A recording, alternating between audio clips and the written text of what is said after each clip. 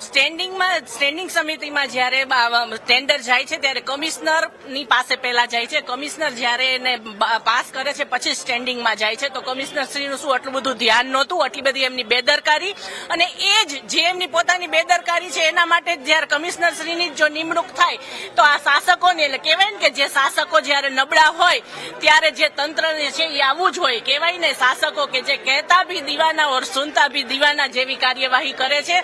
જે લોકો ભ્રષ્ટાચારી છે એને જ જેમ કે મીંદડીને દૂધ ભરાવાનું થાય એવી જ અત્યારે ઘાટ ઘડાઈ રહ્યો છે. જે ભ્રષ્ટાચારીઓ છે એને તપાસ સમિતિ રચવાની સોંપાઈ છે. તો એમાં અમને વિશ્વાસ નથી, કારણ કે આમાં ઘરના ભુવન ઘરના દાખલા, એટલે ક્યારેય પણ આ તપાસ તટસ્થ ન થાય, એટલે બિલકુલ અમને ભરોસો નથી.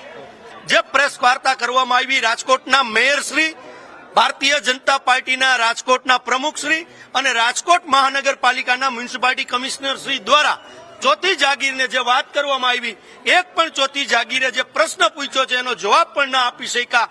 માત્ર ને માત્ર તપાસ ને તપાસ આ વાત કરી અને મામલો થાળે પાડવાનો પ્રયત્ન કર્યો છે.